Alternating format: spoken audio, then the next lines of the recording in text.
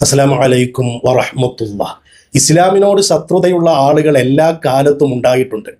അവർ പരമാവധി ഇസ്ലാമിനെയും മുസ്ലിമീങ്ങളെയും ഉപദ്രവിക്കാനും ആക്ഷേപിക്കാനും ശ്രമിച്ചിട്ടുമുണ്ട്.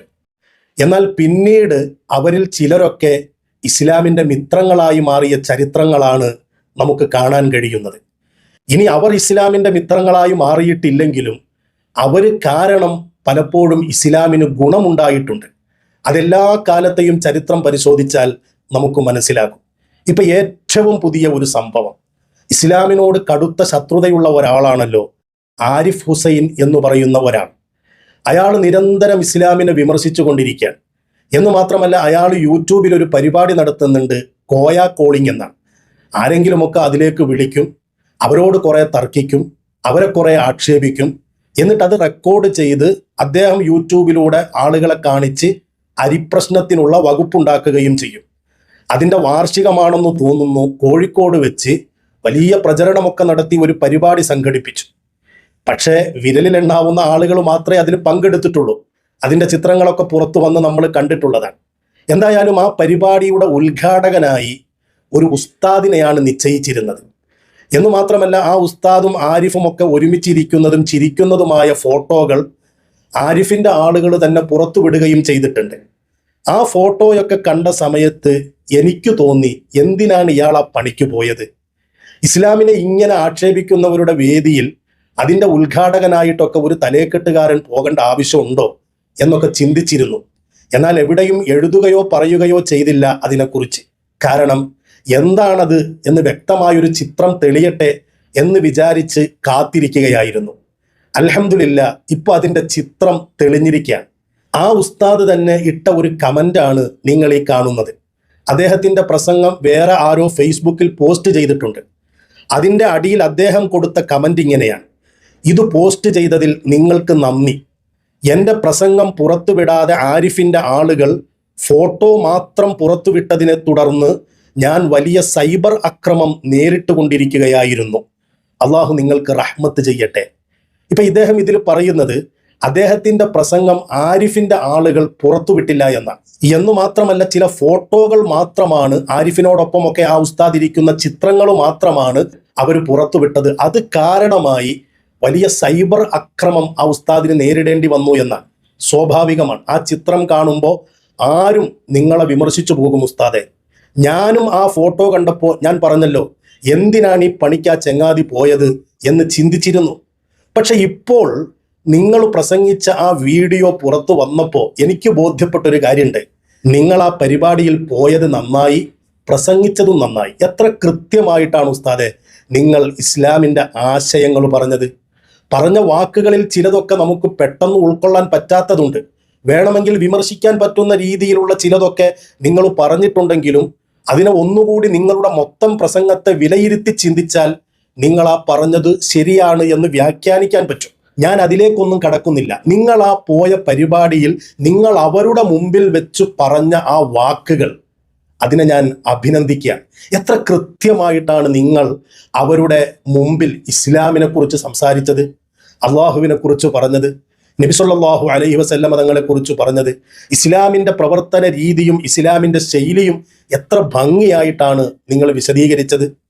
എന്ന് മാത്രമല്ല ഉസ്താദെ, നിങ്ങളുടെ ആ പ്രസംഗത്തിൽ കോയ കോളിംഗ് എന്ന ഈ തട്ടിക്കൂട്ട് പരിപാടിയിൽ എങ്ങനെയാണ് അവർ മേൽക്കൈ നേടുന്നത് എന്ന് ആരിഫിനെ മുമ്പിലിരുത്തി നിങ്ങൾ പറഞ്ഞില്ലേ? എത്ര കൃത്യമായിരുന്നു, എത്ര വ്യക്തമായിരുന്നു. നിങ്ങൾ തന്നെ ആ പരിപാടിയിലേക്ക് ഒരിക്കൽ ഫോൺ ചെയ്തപ്പോൾ നിങ്ങൾക്കുണ്ടായ അനുഭവം ഇതാണ് എപ്പോഴും ആ പരിപാടിയിൽ ആളുകൾ അനുഭവിക്കുന്നത്. അത് വലിയ അഭിമാനമായി ആരിഫ് ഇങ്ങനെ യൂട്യൂബിലൂടെ പുറത്തുവിടാൻ, കാശുണ്ടാക്കാൻ. അത് കണ്ടിട്ട് ഇസ്ലാം വിരോധികൾ ആനന്ദിക്കാൻ. സത്യത്തിൽ എന്താണ്, ഒരാൾ വിളിക്കുമ്പോൾ അയാൾക്ക് പറയാൻ അവസരം കൊടുക്കുന്നില്ല എന്നത് നിങ്ങൾ ആരിഫിന്റെ മുഖത്ത് നോക്കി പറഞ്ഞു. അന്ന് സംഭവിച്ചത് എന്താണെന്ന് പറയാൻ വേണ്ടിയിട്ടും, കാരണം ആരിഫ് സാർ അന്ന് അദ്ദേഹത്തിന് പറയാനുള്ള ആവേശം കൊണ്ട് കുറെ കാര്യങ്ങൾ അങ്ങ് പറഞ്ഞപ്പോൾ എനിക്ക് ശരിക്കും സംസാരിക്കാനും സമയം കിട്ടിയില്ല. കാരണം എന്താ വെച്ചാൽ ഞാൻ അദ്ദേഹം പറയുന്നതൊക്കെ മൂളി കേട്ടത് എന്തിന് സമ്മതിച്ചു കൊടുത്തതല്ല, മറുപടി പിന്നീട് പറയാമെന്ന് കരുതിയതാണ്. പക്ഷേ ഞാൻ പറയുമ്പോൾ അദ്ദേഹം ഇടയ്ക്ക് സംസാരിക്കുന്നത് കൊണ്ട് എനിക്ക് അങ്ങനെ വേണ്ടത്ര സംസാരിക്കാനും കഴിഞ്ഞില്ല. അപ്പം എന്താണെന്ന് സംഭവിച്ചത് അതും എല്ലാവരും അറിയണമല്ലോ. അതും കൂടി കണക്കിലെടുത്താണ് ഞാൻ ഈ പരിപാടിയിലേക്ക് വന്നത്. ഇതൊക്കെ കൊണ്ടാണ് ഉസ്താദെ നിങ്ങൾ ആ പരിപാടിയിൽ പങ്കെടുത്തത് നന്നായെന്ന് ഞാൻ ഇപ്പോൾ ആലോചിക്കുന്നത്. എത്ര വ്യക്തമായിട്ടാണ് ആ തട്ടിക്കൂട്ട് പരിപാടിയുടെ തട്ടിപ്പ് നിങ്ങൾ ആരിഫിനെ മുമ്പിലിരുത്തിക്കൊണ്ട് തുറന്നു പറയുന്നത്. 1.5 കൊല്ലം മുമ്പ് നിങ്ങൾ ആ പരിപാടിയിലേക്ക് വിളിച്ചപ്പോൾ നിങ്ങൾക്കുണ്ടായ അതേ അനുഭവമാണ് അതിലേക്ക് വിളിക്കുന്ന ആളുകൾക്കൊക്കെ ഉണ്ടാകുന്നത്. ആരിഫ് ഇങ്ങനെ ആവേശം മൂത്തിരിക്കുകയാണല്ലോ. ഇവിടെ നിന്ന് ഒരു വാക്ക് പറയുമ്പോഴേക്കും ആരിഫ് അങ്ങോട്ട് ചാടി ഇടപെടും.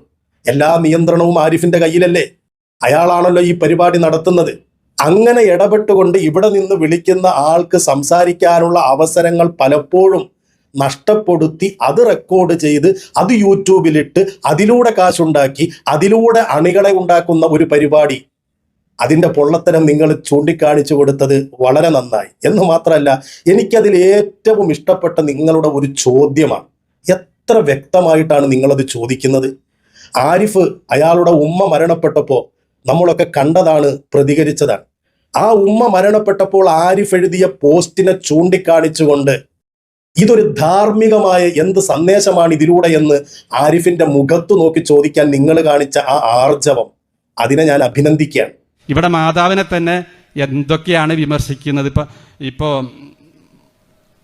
മഹാനവർഗലിട്ടൊരു പോസ്റ്റ്, സ്വന്തം മാതാവ് മരിച്ചപ്പോൾ അദ്ദേഹം അതിലോകത്ത് അറിയിച്ചത് നിങ്ങൾ കണ്ടില്ലേ? എൻ്റെ മാതാവ് ഹൂറന്മാരെ കള പോയത്. മാതാവ് അദ്ദേഹത്തോട് ചെയ്തത് ഒരു പക്ഷെ അനീതിയാണ് എന്ന് തോന്നുന്നുണ്ടാകാം. പക്ഷെ മാതാവിൻ്റെ ഒരു ജീവിത പശ്ചാത്തലവുമായി അങ്ങനെ പറയാനേ കഴിയോ? എൻ്റെ വീട്ടിൽ നിന്ന് ഇറങ്ങിപ്പോ, എൻ്റെ ആശയത്തിൽ അല്ലെങ്കിൽ ഇറങ്ങിപ്പോ എന്നൊക്കെ മാതാവ് പറഞ്ഞിട്ടുണ്ടാകാം. അതൊക്കെ മാതാവിനെ അത് അദ്ദേഹത്തിന് വേദന ഉണ്ടാക്കിയിട്ടുണ്ടാകാം. അദ്ദേഹത്തിന് സഹിക്കാൻ കഴിയാത്തത് കൊണ്ടും കുട്ടിക്കാലം മുതൽ അനുഭവിച്ച ആ വേദനയുടെ ഒരു പ്രശ്നമായിരിക്കാം അങ്ങനെ എഴുതാൻ അദ്ദേഹത്തിന് തോന്നിപ്പിച്ചത്. എന്നാലും അങ്ങനെയൊക്കെ എഴുതുമ്പോൾ അതൊരു ധാർമ്മികതയാണോ? അപ്പം നിങ്ങൾ പറയാറുണ്ട് മതമില്ലെങ്കിലും ഞങ്ങൾ ധാർമ്മികരായി ജീവിക്കുന്നു. ഇതെന്ത് ധാർമ്മികതയാണ്? എന്ത് ധാർമ്മികമായ ഒരു സന്ദേശമാണ്? എന്ത് ധാർമ്മികമായ സന്ദേശമാണ് ആരിഫ് ഇതിലൂടെ ലോകത്തിന് കൊടുക്കുന്നത് എന്ന് ആരിഫിനെ മുമ്പിലിരുത്തി ചോദിക്കുകയാണ്. ആരിഫിന്റെ അവസ്ഥ ഒന്ന് ആലോചിച്ച് നോക്കിയേ. ആരിഫ് എവിടെ പരിപാടി അവതരിപ്പിച്ചാലും ഇതാ അവസ്ഥ. ലണ്ടനിൽ പോയി കണ്ടം വഴി ഓടി, എന്നിട്ട് നാട്ടിൽ വന്നിട്ട് ഒരു പരിപാടി സംഘടിപ്പിച്ച് അതിലേക്ക് ഒരു ഉസ്താദിനെ വിളിച്ചപ്പോൾ ആ ഉസ്താദ് ആരിഫിനെ ഇരുത്തിക്കൊണ്ട് പറയുന്നത് ഇത്തരത്തിലുള്ള കാര്യങ്ങളാണ്. എന്നു മാത്രമല്ല, അത് ക്രൂരമായൊരു സന്ദേശമാണ് എന്നും ആ ഉസ്താദ് വെട്ടി തുറന്നു പറയാണ്. പക്ഷേ ഇവിടെ അണികൾക്ക് കൊടുക്കുന്ന ആ സന്ദേശം അത് വളരെ ക്രൂരമായൊരു സന്ദേശമായിപ്പോയി. അത്തരം പരിപാടികളിൽ നിന്ന് പിന്മാറണം. അത് എനിക്ക് പറയാനുള്ളൊരു അതെ, അത്തരം പരിപാടികളിൽ നിന്ന് പിന്മാറണം. ഇതൊക്കെ ക്രൂരമാണ്. ഇസ്ലാമിനോടുള്ള വെറുപ്പ് കൊണ്ട് സ്വന്തം മാതാവ് മരിച്ചു കിടക്കുമ്പോൾ ആ മാതാവിന്റെ മയ്യിത്ത് പോലും ഖബറടക്കുന്നതിന് മുമ്പ് ഒരു മകൻ ഫേസ്ബുക്കിൽ പോസ്റ്റ് ഇട്ടതാണ്. ഇയാളുടെയൊക്കെ അവസ്ഥയൊന്ന് ആലോചിച്ച് നോക്കിയേ. അതിനെക്കുറിച്ച് മുമ്പിലിരുത്തിക്കൊണ്ട് ഒരു ഉസ്താദ് പറഞ്ഞു കൊടുക്കണമെങ്കിൽ അത് സമൂഹത്തിൽ ഉണ്ടാക്കുന്ന ചിന്ത, മാറ്റം എത്ര വലുതാണ്. അതുകൊണ്ട് ആ ഉസ്താദ് അതിൽ പങ്കെടുത്തത് വളരെ നന്നായി. എന്നു മാത്രമല്ല, ആരിഫിനോട് കൊടുക്കുന്ന ഒരു ഉപദേശമുണ്ട്. നിങ്ങളുടെ ഈ പരിപാടിയിലേക്ക് വിളിക്കുന്നവർ പല ജാതി ആളുകളുണ്ടാകും. പക്ഷെ ഒരു ആശയം പറയുന്ന ആളെന്ന രീതിയിൽ മാന്യമായി സംസാരിക്കണമെന്ന ഉസ്താദിന്റെ ഉപദേശം. പിന്നെന്താന്ന് വെച്ചാൽ, കോളിംഗിലേക്ക് വിളിക്കുന്ന ആളുകൾ പലതരക്കാരുണ്ടാവും. ഒരു സമൂഹത്തോട് സംസാരിക്കാൻ കടപ്പെട്ട ഒരാൾ ആരാകട്ടെ, ഒരു നേതാവ് എപ്പോഴും അവരുമായി ബന്ധപ്പെടുന്ന ആളുകളെ ഏറ്റവും അപ്രിസിയേറ്റ് ചെയ്ത് സംസാരിക്കാവും. പല ജാതി ആളുകളെ പല വിദ്യാഭ്യാസം കൊണ്ടും പല രീതികളും പല ചിന്താധിക്കാരും നമ്മെ വിളിക്കും. അവ വിളിക്കുന്ന ആളുകളോടൊക്കെ മാന്യമായി സംസാരിക്കുക. സമൂഹത്തിൽ പ്രവർത്തിക്കുന്ന ആളുകൾ സമൂഹത്തിലൊരാളായിരിക്കണം. സമൂഹവുമായി ഇണങ്ങുന്ന ആളുകളാണ് അവരോട് സംസാരിക്കേണ്ടത്. ഏത് കാര്യം പറയുന്ന കാര്യമായാലും, ബിസിനസ് കാര്യമായാലും, രാഷ്ട്രീയ കാര്യം പറയുന്ന ആളുകളായാലും, പിന്നെ ഇസ്ലാമിൻ്റെ കാര്യം പറയുന്ന ആളെ, ഇസ്ലാമിൽ വിമർശിക്കുന്ന കാര്യങ്ങൾ പറയുന്ന ആണെങ്കിൽ അഭിപ്രായ വ്യത്യാസങ്ങളുള്ള കാര്യങ്ങൾ മാന്യമായി പറയുക എന്നത് നമ്മുടെ ഒരു സ്വഭാവമായി കണക്കാക്കണം എന്നാണ് എനിക്ക് സന്ദർഭോചിതമായി അപേക്ഷിക്കാനുള്ളത്. അതെ, മാന്യമായി സംസാരിക്കണം. ആരിഫിനെ മുമ്പിലിരുത്തിയിട്ട് ഉസ്താദ് ഉപദേശിച്ചു കൊടുക്കാൻ. ആരിഫ് മാന്യമായി സംസാരിക്കുകയാണെങ്കിൽ ഇവിടെ ഒരുപാട് സംവാദത്തിന്റെ സാധ്യതകളുണ്ട്. പക്ഷെ ഇത് മാന്യതയല്ലല്ലോ. സകല അതിർവരമ്പുകളും ലംഘിച്ചുകൊണ്ടല്ലേ ആരിഫ് ഇസ്ലാമിനെ ആക്ഷേപിക്കുന്നത്. ഇസ്ലാമിനെ പേപ്പട്ടി മതം എന്നല്ലേ അയാൾ വിളിച്ചത്. സ്വന്തം ഉമ്മ മരിച്ചു കിടക്കുമ്പോൾ പോലും ഇസ്ലാമിനെ ആക്ഷേപിക്കാനല്ലേ അയാൾ സമയം കണ്ടെത്തിയത്. ഇങ്ങനെ ഒരാളോട് സംവാദത്തിന് എന്തെങ്കിലും സാധ്യതയുണ്ടോ? ചർച്ചയ്ക്ക് എന്തെങ്കിലും പ്രസക്തിയുണ്ടോ?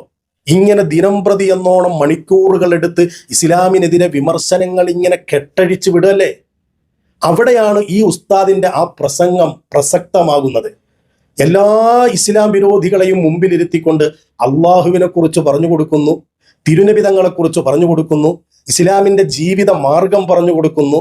ആരിഫിൽ നിന്ന് വന്ന അരുതായ്മകളെ ചൂണ്ടിക്കാണിച്ചു കൊടുക്കുന്നു. എത്ര സുന്ദരായിരുന്നു. ഉസ്താദ് പോയത് ശരിയായില്ല എന്ന് ചിന്തിച്ചിരുന്ന ഞാൻ പോലും ഇങ്ങനെ അദ്ദേഹത്തെ അഭിനന്ദിച്ചുകൊണ്ട് വീഡിയോ ഇറക്കണമെങ്കിൽ എത്ര നല്ല രീതിയിലാണ് അദ്ദേഹം കാര്യങ്ങൾ അവതരിപ്പിച്ചത്. ഉസ്താദ് വളരെ സന്തോഷമുണ്ട്, അഭിനന്ദിക്കുകയാണ് താങ്കളെ. എന്ന് മാത്രമല്ല, പലപ്പോഴും വിമർശനങ്ങൾ നടത്തുന്ന എന്നെപ്പോലെയുള്ള ആളുകൾക്ക് പോലും ചിന്തിക്കാൻ പറ്റുന്ന വാക്കുകളാണ് നിങ്ങൾ പറഞ്ഞത്. നന്ദിയുണ്ട് ഉസ്താദെ, അഭിനന്ദനങ്ങൾ. അള്ളാഹു അങ്ങേക്ക് ആഫിയത്തും ദീർഘായുസ്സും നൽകട്ടെ. അസ്സലാമു അലൈക്കും വറഹ്മത്തുള്ളാഹി.